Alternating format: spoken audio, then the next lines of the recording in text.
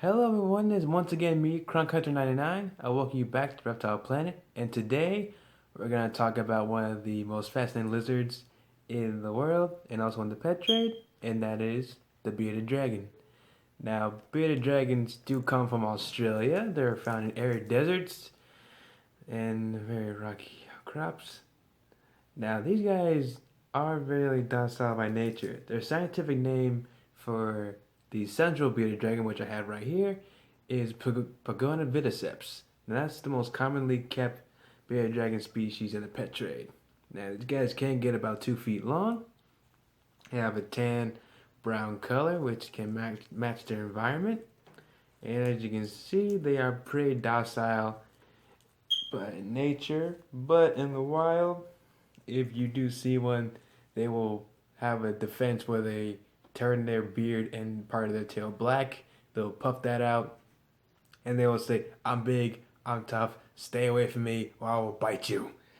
Now, these guys are relatively cute animals, as you can see. Hey, come on.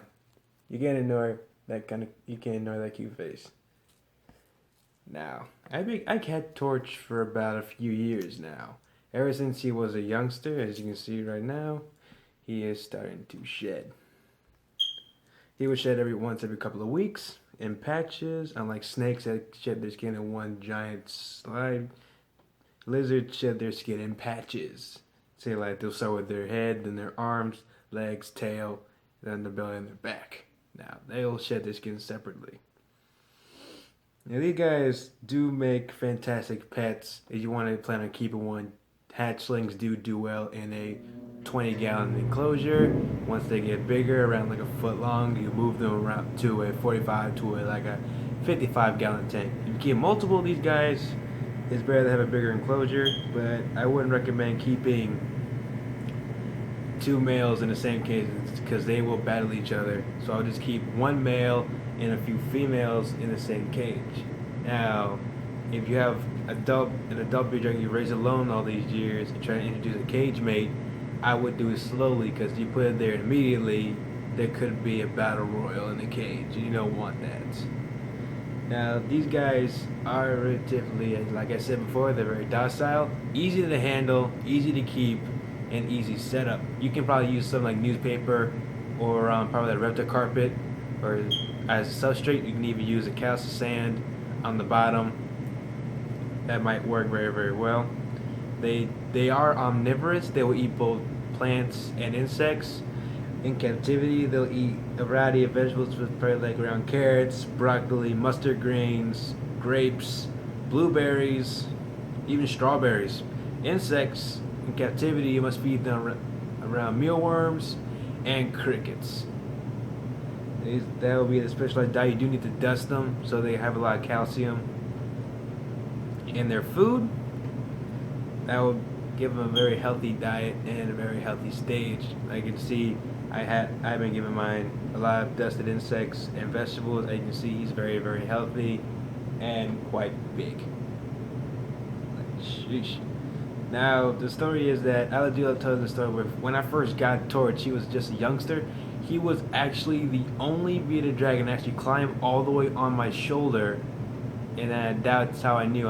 He was like, pick me, and that's why I picked him. He really, really loves people. He doesn't really have a problem with them. He definitely is not scared of anyone. He just like sits back, relax. Bearded dragons are much more of a lazy lizard. Like people might nickname them lounge lizards. Study buddies and all that, because they just lie around. It's like Garfield but lizard form. Yeah, the lizard version of Garfield. So yeah, these guys will just be very, very lazy. It would just you put them on your shoulder, they would just sit there. You put them on your lap, they would just sit there. You can lounge back on a couch and they'll just sit wherever they want and watch TV with you. Kids will actually enjoy them. They do make great beginner pets. They have been the number one seller in the pet trade. Just like all the other beginners, like leopard geckos. Let's see what else. Even some snakes that do make good beginner pets. but these guys are definitely a perfect choice. As you can see, I do tend to hold him in kind of like a way where he gets allows to work for his body, let the palm of my hand supports his stomach. He can sit his legs on my wrist, and he can arch his claws on my two fingers, and my two fingers are holding up his head. Now we want to handle. I would still handle them a lot because I've actually seen a few bearded dragons that become quite aggressive. Like, but don't be mistaken. All of them are individuals. They probably all of them have their own personalities, but I would still recommend handling them every single day, just to, like, be on the safe side so you won't be taking like a little nip. Now, these guys are amazing, as you can see. It's kind of hard for an animal to actually swallow these guys because all their spines.